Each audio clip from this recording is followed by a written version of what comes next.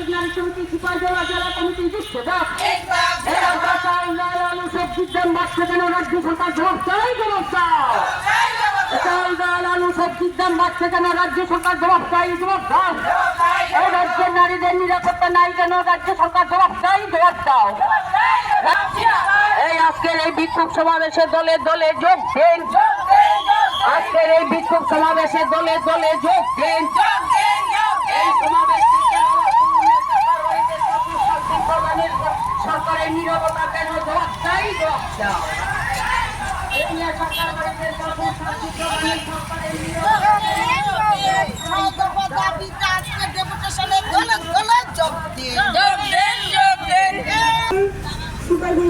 জেলা কমিটির লোকের বেতন মাত্র বামফ্রন্টের আমলে এবং এই আমলে ৩৩% বেড়েছে, এর বেশি বাড়েনি।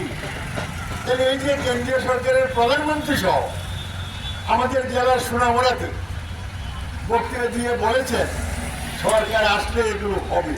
মানুষ প্রধানমন্ত্রীকে তো অবিশ্বাস করার কথা নয়, বিশ্বাস করেছে এবং ঠকেছে। এখন দেখছে তারা 25% দিয়ে বাকি, আরো তারা 25% দিয়ে পাবে, সে টাকা দিচ্ছে না।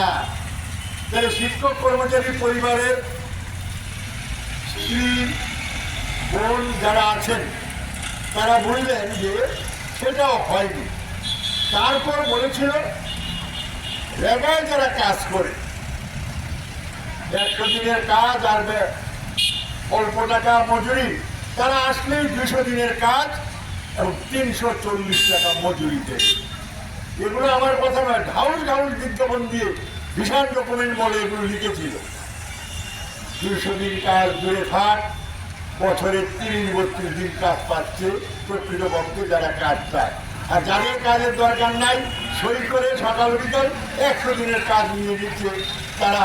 কেউ মণ্ডলের, কেউ বুথের, কেউ দলের মোর্চা, এই মোর্চা সেই মোর্চা, তারাই নিয়ে নিচ্ছে কাজ ছাড়া 100 দিনের কাজ। আর কাজ যারা করে 30-32 দিন তাও সময় মতো টাকা পায় না। এই মাসে কাজ করলে 2 মাস পরে টাকা পাওয়া যাচ্ছে। এটা গভীর ষড়যন্ত্র কেন্দ্রীয় সরকার করছে যে এই জায়গায় কর্মসূচি তারা তুলে দিতে চায়।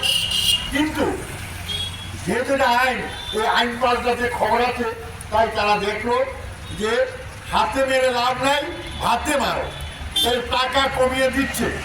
এবং এখন বলছে যে বিপিএস পদ্ধতিতে মজুরি দেওয়া হবে, কাজ করবেন নলছড়ে, টাকা দেবে দিল্লি থেকে। সেখান থেকে টাকা না পেলে এখানে কারো বাড়িতে কাজ করলে টাকা না পেলে হইচই করে আপনি তার বাড়িতে চলা হতে পারেন, কিন্তু দিল্লি তো আপনি যেতে পারবেন না। এখন বলছে, আগে বলা ছিল